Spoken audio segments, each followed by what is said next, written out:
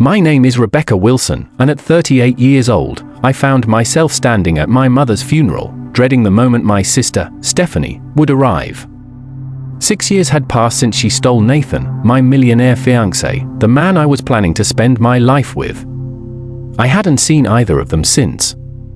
When they walked in, Stephanie flashing her diamond ring with that smug smile, I felt a calm I never expected. She had no idea who was waiting to meet her. Before I tell you how my sister's face turned white as a sheet when she saw who I married, let me know where you're watching from and hit that subscribe button to join my journey. My mother, Eleanor, was always the glue that held our family together. Growing up in a modest suburban home outside Boston, she was the one who taught me about strength and dignity. We shared a special bond that only deepened as I grew older. Even after I moved into my own apartment in downtown Boston and built my career as a marketing executive, I called her almost every day. She was my confidant, my advisor, and my biggest cheerleader.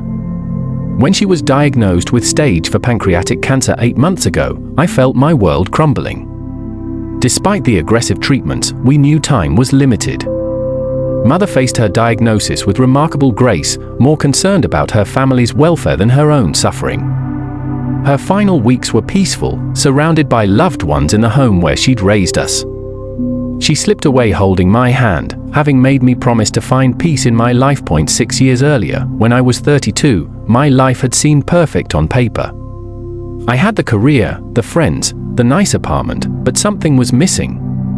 I worked 60-hour weeks and dated occasionally, but nothing serious stuck. Then I met Nathan Reynolds at a charity gala through my college friend, Allison. Nathan was charismatic, with perfect teeth and confidence that filled the room. A self-made tech millionaire at 36, he had the kind of success story magazines love to feature. Our connection was immediate. We shared a love for art, travel, and ambitious goals. After our first date at an exclusive restaurant overlooking the harbor, I called my mother and told her I'd met someone special. Our relationship progressed quickly. Weekend trips to Martha's Vineyard, box seats at symphony performances, and intimate dinners became our routine. Nathan was attentive and generous, always bringing thoughtful gifts and planning elaborate dates. After 18 months together, during a private dinner on a yacht in Boston Harbor, Nathan proposed with a 5-carat diamond ring. I said yes without hesitation. My parents were thrilled, especially my mother, who immediately began envisioning the perfect wedding. Nathan had the resources to make any wedding dream come true, and Eleanor insisted we shouldn't hold back. Then there was my younger sister, Stephanie. Only 2 years younger than me, we had a complicated relationship. Growing up as children, we were close despite the constant competition. Stephanie always wanted what I had, from toys to friends to attention. If I achieved something, she had to match or exceed it. Mother always tried to keep the peace, giving each of us special time and attention. Despite our history, I chose Stephanie as my maid of honor.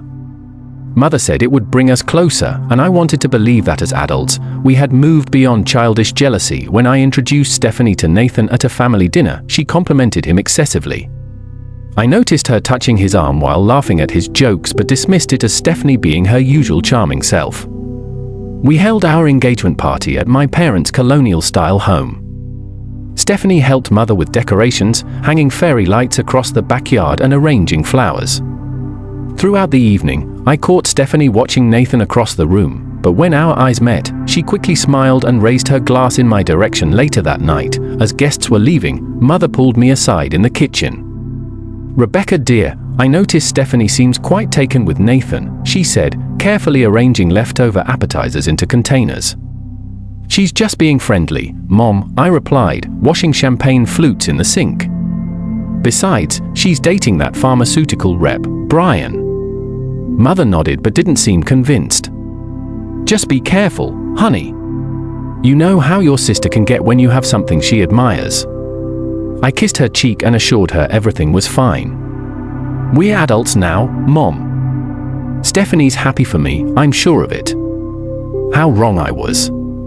How painfully, devastatingly wrong. 3 months before our wedding, I began noticing subtle changes in Nathan. He started working later, often answering texts at odd hours with the excuse of international clients.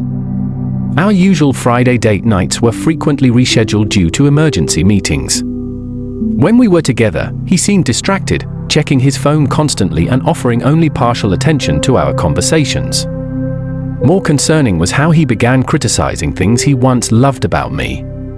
My laugh was suddenly too loud in public. My favorite blue dress that he previously adored now made me look washed out.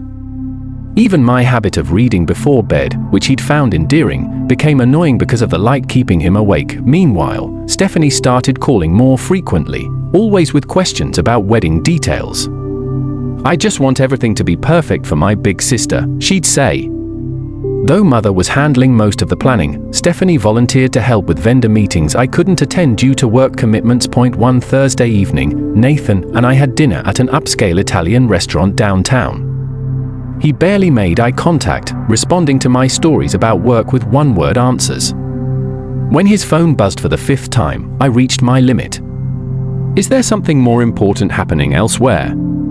I asked, trying to keep my voice light despite my growing irritation. "Sorry, just work stuff," he muttered, putting his phone face down on the table. You know how it is before a product launch. Later that week, I noticed unfamiliar perfume on Nathan's collar when doing laundry. It was floral and heavy, nothing like the subtle scent I wore. When confronted, Nathan explained he'd been in meetings all day with a potential investor, Rebecca Mills, who apparently wore overpowering perfume and had hugged him goodbye. The explanation seemed plausible. I wanted to believe him. I called my friend, Allison, expressing my concerns over coffee the next morning. "Every relationship gets jittery before the wedding," Allison reassured me, stirring her latte. "Parker and I fought constantly the month before our wedding, and now we've been married 5 years. But the knot in my stomach wouldn't dissolve." Mother noticed my anxiety during our weekly lunch. "You seem distracted, sweetheart," she said, reaching across the table to touch my hand. "Wedding stress, or something else?" I forced a smile. "Just busy with the final arrangements." "Everything's fine." But everything wasn't fine. I started making more effort, thinking perhaps I'd been taking Nathan for granted. I booked a spa day, bought new lingerie, tried cooking his favorite meals. The more I tried, the more distant he became. Then came the cake tasting appointment Nathan had been looking forward to for weeks. That morning, he called, claiming an unexpected meeting with investors. "Stephanie can go with you," he suggested. "She knows my preferences anyway." When I hung up, I felt sick. How did my sister know my fiancé's cake preferences better than I did? Still, I accepted her offer to join me. The next day, cleaning Nathan's car before a dinner party, I found an earring wedged between the passenger seat and center console, a dangling silver earring with a tiny sapphire that I immediately recognized as Stephanie's. My sister had worn those earrings to my engagement party, a gift from our grandmother. When I showed Nathan the earring that evening, his face remained perfectly composed. "Oh, your sister must have dropped it when I gave her a ride to the florist last week," he said smoothly. "She mentioned losing an earring." "You never told me you drove Stephanie to the florist," I said, my voice barely above a whisper. "Didn't I?" It must have slipped my mind. It wasn't important. When I called Stephanie, her explanation matched his perfectly, too perfectly. "Oh, thank goodness. I've been looking everywhere for that earring. Nathan was kind enough to drive me since my car was in the shop." That night, I couldn't sleep, thoughts racing through my mind. Had they rehearsed their story? Was I being paranoid? My weight began dropping from stress, and dark circles formed under my eyes. I started seeing a therapist without telling Nathan. 3 weeks before the wedding, Nathan suggested we postpone. "I'm worried about you, Rebecca. You're not yourself lately. Maybe we're rushing things." I broke down, begging him to tell me what was wrong, what I had done, how I could fix it. He held me, assuring me everything was fine, but his eyes were vacant that night. I woke at 3 o'clock in the morning to find Nathan's side of the bed empty.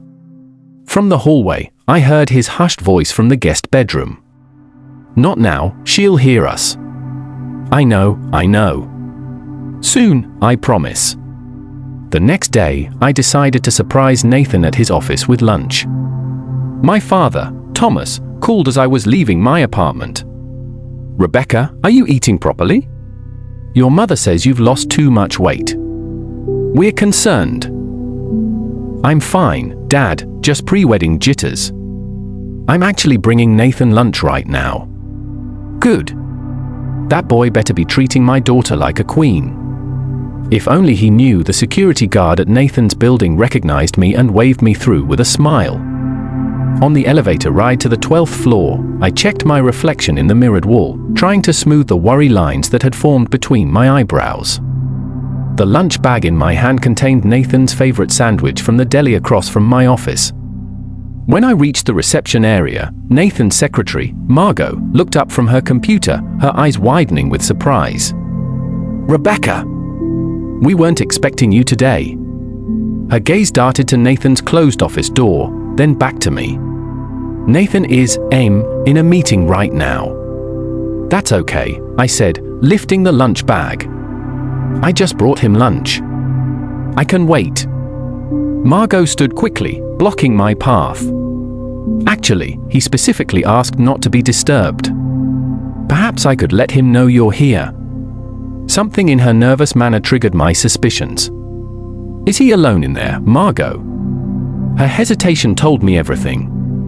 Before she could respond, I walked past her and pushed open Nathan's office door. The scene burned into my memory forever. Nathan leaning against his desk, his hands on my sister's waist, her arms wrapped around his neck, their lips locked in a passionate kiss. Neither noticed me at first, giving me several excruciating seconds to absorb every detail. Stephanie's skirt pushed up, Nathan's tie loosened, the familiarity in their embrace that spoke of countless similar moments. When the door clicked shut behind me, they sprang apart, three faces frozen in a tableau of shock. "Rebecca!" Nathan recovered first, straightening his tie. "This isn't what it looks like." Stephanie didn't even attempt such a transparent lie. Instead, she lifted her chin defiantly. "We didn't plan this. It just happened." The calm that washed over me was surprising. "How long?" Nathan glanced at Stephanie, then back to me. "Rebecca, let's discuss this privately." "How long?" My voice remained steady. "For months," Stephanie answered. "Since the engagement party." "For months." Nearly half-hour engagement. While I'd been selecting wedding invitations and choosing floral arrangements, they had been betraying me. Nathan moved behind his desk, distancing himself physically, as if preparing for a business negotiation. "I didn't mean for this to happen, Rebecca. Sometimes feelings change. I was going to tell you after what? After the wedding? After our honeymoon? I was trying to find the right time." His voice had the practiced smoothness he used for difficult client meetings. The lunch bag dropped from my hand. "I trusted you. Both of you." Stephanie at least had the decency to look uncomfortable. "It just happened, Becca. We tried to fight it." "Don't call me Becca." The childhood nickname felt like another violation. "And nothing just happens. For 4 months you made choices. Every secret call, every lie, every time you looked me in the eye, knowing what you were doing." Nathan pressed the intercom button. "Margot, please come in." Moments later, Margot appeared, pointedly avoiding my gaze. "Please escort Rebecca out. She's upset." "I'm escorting myself out," I said, my dignity somehow intact despite feeling shattered inside. "You deserve each other." In the elevator, the tears finally came. By the time I reached my car, I was struggling to breathe between sobs. The drive home remains a blur in my memory. I only remember calling my mother from my apartment, curled on the bathroom floor, unable to form coherent sentences through my crying. Mother and father arrived within the hour, using their emergency key to enter when I couldn't bring myself to open the door. Mother held me while I told them everything. Father paced the living room, his face growing redder with each detail. "I'll kill him," he muttered, hand over his heart. "Both of them, Thomas." "Your blood pressure," Mother warned, though her own face showed equal fury. The next days passed in a haze of pain. Mother helped me call vendors to cancel wedding arrangements while father handled the financial aspects. When I returned the engagement ring to Nathan's apartment, left with the doorman, I couldn't bear to see him. I found Stephanie had already moved her things in, most of her clothes were there, family photos arranged on shelves that once held mine. Nathan's email about dividing our shared assets was coldly efficient, mentioning that Stephanie had helped him catalog my remaining belongings. The betrayal ran deeper than I initially realized. Through mutual friends, I learned they had been meeting secretly whenever I worked late or traveled for business. Stephanie had pursued him deliberately, finding excuses to see him alone, sending texts and photos when I wasn't around. The scandal spread quickly through our social circle. Some friends sided with me, others with Nathan, citing his influence in the business community. Several admitted they'd noticed flirtation between Nathan and Stephanie but hadn't wanted to get involved. Their cowardice stung almost as much as the betrayal. A mother became my lifeline during those dark months. She brought food when I couldn't eat, listened to my tearful rants, and stayed overnight when the loneliness became unbearable. She tried repeatedly to mediate between Stephanie and me, inviting us both to family dinners that inevitably ended in tense silence or bitter arguments. During one such dinner, Stephanie snapped after I refused to pass her the salt. "You always got everything first, Rebecca. The grades, the job, the apartment. For once, I got something before you did." "My fiancé wasn't a prize to be won," I replied, my voice shaking. "He was the man I loved and trusted." Mother put her fork down. "Stephanie Marie Thompson, apologize to your sister right now." "For what?" "Being honest? Nathan chose me. He loves me now." I stood, napkin thrown onto my plate.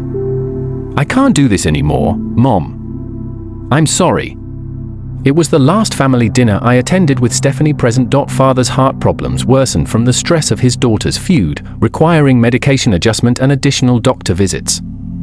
Mother aged years in months, the lines around her eyes deepening as she tried desperately to hold her family together.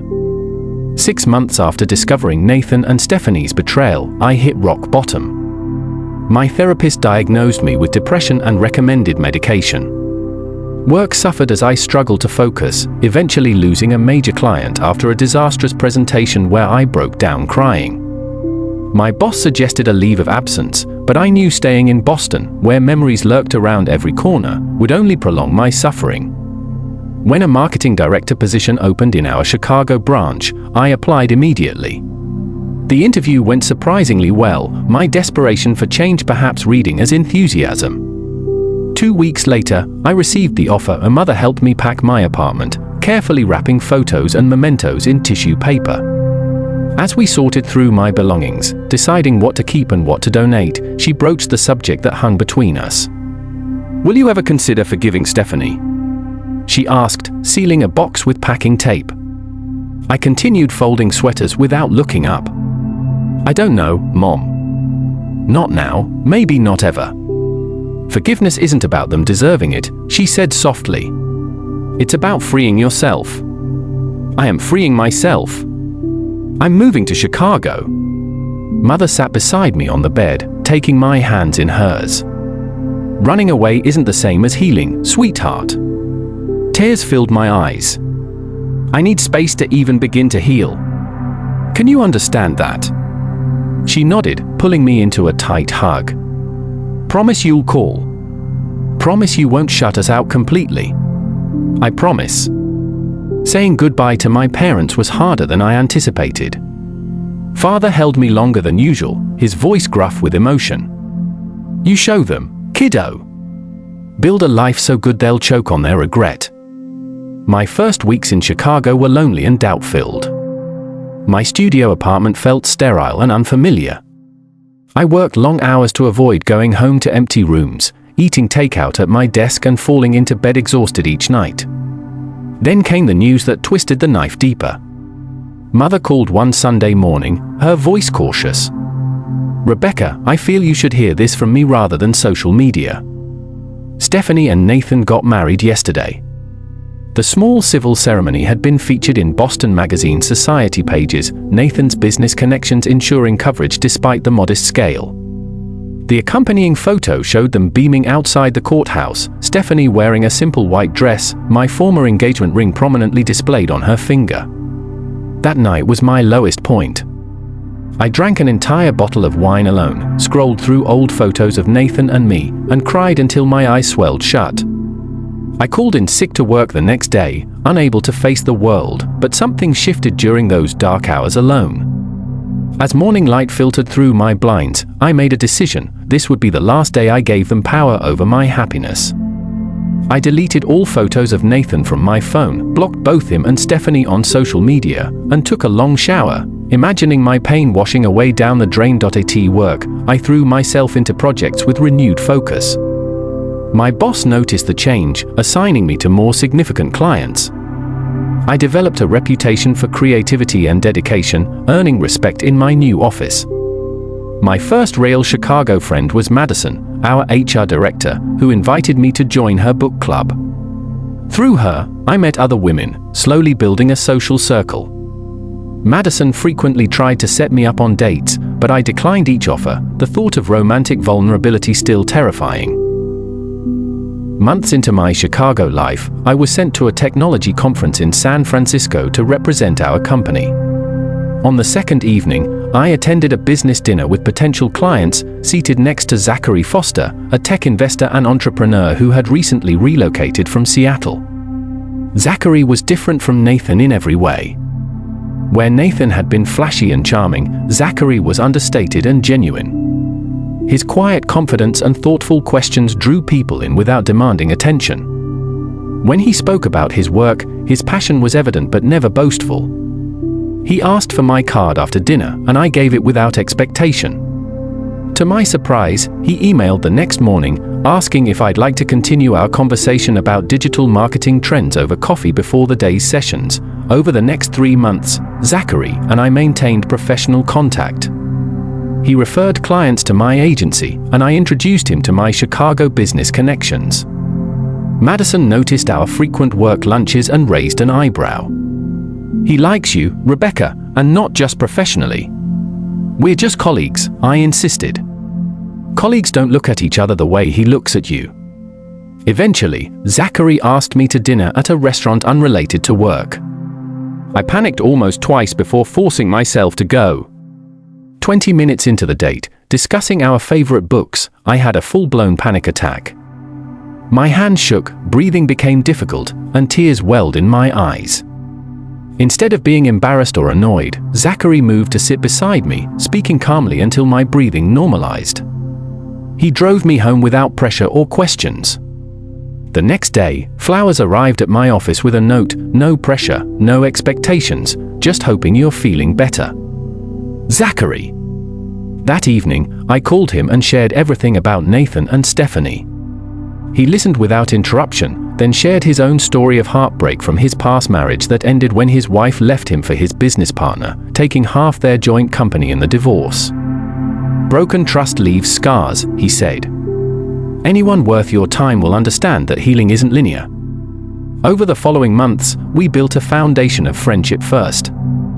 Zachary never pushed for more than I could give, respecting my boundaries while remaining steadfastly present. For our 5th date, he cooked dinner at his apartment instead of taking me to a crowded restaurant that might trigger my anxiety. When panic occasionally resurfaced, he knew exactly how to help me through it. For the first time since Nathan, I began to believe that maybe, just maybe, trust was possible again. 1 year after moving to Chicago, I barely recognized my life. My promotion to senior marketing director came with a corner office overlooking the river. My circle of friends had expanded beyond Madison to include several close confidants. And most surprisingly, I had fallen deeply in love with Zachary. Unlike Nathan's flashy courtship, Zachary's love manifested in consistent, thoughtful ways. He remembered small details like how I preferred oat milk in my coffee or which true crime podcasts I followed. He respected my independence while offering unwavering support. Most importantly, he never compared me to anyone else or tried to change me. I met Zachary's sister, Caroline, during her visit from Portland. We connected immediately, exchanging numbers and developing our own friendship independent of Zachary. She told me stories of their childhood in Seattle, painting a picture of the boy who became the man I was growing to love. My relationship with my parents continued from a distance. I called Mother weekly, carefully steering conversations away from Stephanie. Father occasionally joined these calls, his gruff voice softening when telling me how proud he was of my fresh start. I visited twice that year, timing my trips when I knew Stephanie and Nathan would be away. Mother provided occasional updates about them. Their marriage appeared perfect on social media, Stephanie posting photos of luxury vacations and charity galas. According to Mother, they had purchased a large house in Beacon Hill and were renovating extensively. Stephanie asks about you sometimes, Mother mentioned during one call. What do you tell her? I asked, stirring pasta sauce on my stove. That you're doing well. That you're building a new life. Does she ever express regret? Mother sighed. In her way. She gets quiet when your name comes up. My therapy continued in Chicago, my new therapist helping me process the betrayal and build healthier relationship patterns. I learned to recognize my triggers and communicate boundaries effectively. Slowly, the nightmares about Nathan and Stephanie faded. In June, Zachary surprised me with a weekend trip to Michigan's wine country. We stayed at a charming bed and breakfast surrounded by vineyards, spent afternoons wine tasting and evenings watching the sunset over Lake Michigan. For the first time in years, I felt completely present and happy, without the shadow of past betrayal hanging over me. On our last evening, walking through a garden filled with early summer blooms at the Chicago Botanic Garden, Zachary stopped beneath a trellis covered in climbing roses. Rebecca, he said, taking both my hands in his. This past year, knowing you has been the greatest gift of my life. When he knelt, producing a ring box from his pocket, panic flashed briefly. Images of Nathan's proposal threatened to overshadow this moment. But looking into Zachary's eyes, I saw only sincerity and love. I'm not asking for an answer today, he said, seeming to read my hesitation. I just want you to know that whenever you're ready, whether that's tomorrow or next year, I'll be here. Tears filled my eyes, but not from fear or pain. Yes, I whispered. I'm ready now. The ring was nothing like the ostentatious diamond Nathan had given me, a simple emerald with small diamonds on either side, elegant and understated, like our relationship. That night, I called my parents with the news. Mother cried happy tears. He sounds wonderful, darling. When can we meet him? Soon, I promised. Very soon. We planned a small wedding, only 30 guests, at a historic Chicago venue. At Mother's urging, I sent Stephanie an invitation, more as a gesture toward healing than an expectation of attendance. Her response came via email, brief and cold, congratulations on your engagement. Unfortunately, Nathan and I have prior commitments on that date. Best wishes for your future. Mother was disappointed but unsurprised. Give her time, Rebecca. This is progress compared to where you both were. Our wedding day arrived, intimate and joyful, with my parents, new friends, and Zachary's family in attendance. Father walked me down the aisle, whispering, I haven't seen you this happy in years, kiddo. Zachary's vows acknowledged our journey. Rebecca, I promise to remember that love is both strong and fragile, requiring care and commitment every day. I promise to be worthy of the trust you've given me, knowing how precious and hard-won that gift is. We built our life together in Chicago, buying a brownstone that we renovated together. My career continued advancing, eventually leading to a vice president position. Zachary's investment firm grew, focusing on supporting women-led tech startups. During a dinner with business associates, I learned something that connected past to present. A venture capitalist mentioned working with Nathan years earlier. Reynolds? Yeah, he and Foster had quite the rivalry in the angel investing space about 7 years back. Foster backed the right startup, Reynolds backed the competitor. Foster's pick got acquired for millions, Reynolds went bankrupt. Later that night, I asked Zachary about this connection. I was going to tell you eventually, he admitted. I knew who you were when we met at that conference, not the details of what happened, but that you had been engaged to Reynolds. Why didn't you say anything? I wanted you to know me for me, not as someone connected to your past. I wasn't angry. Somehow, the cosmic symmetry felt right. 2 years into our marriage, we began trying for a baby. Months passed without success, leading to fertility specialists and difficult conversations.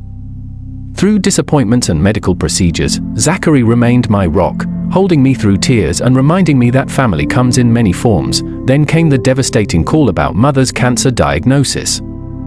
Zachary and I flew to Boston immediately, meeting with oncologists and helping my parents navigate treatment options. Mother put on a brave face, but the cancer was aggressive and had already spread. I took a leave from work to care for her, moving temporarily back to my childhood home. Zachary flew in every weekend, supporting both me and my increasingly frail father. In her final weeks, Mother and I had precious conversations about life, love, and family. One evening, as I adjusted her pillows, she broached the subject of Stephanie. "I wish you girls could find peace with each other," she said, her voice weak but determined. "Life is too short for such distance between sisters." "I know, Mom," I replied, swallowing back tears. "Promise me you'll try, Rebecca. Not for her, but for yourself, and maybe a little bit for your old mother." I promised, not knowing if I could keep it, but wanting to give her peace. Mother passed peacefully 3 days later, Zachary, father, and I at her bedside. I called Stephanie immediately, the first direct communication we'd had in years. "Mom's gone," I said when she answered. Her sharp intake of breath was the only sound for several seconds. "I'll be there in an hour," she finally replied, her voice breaking.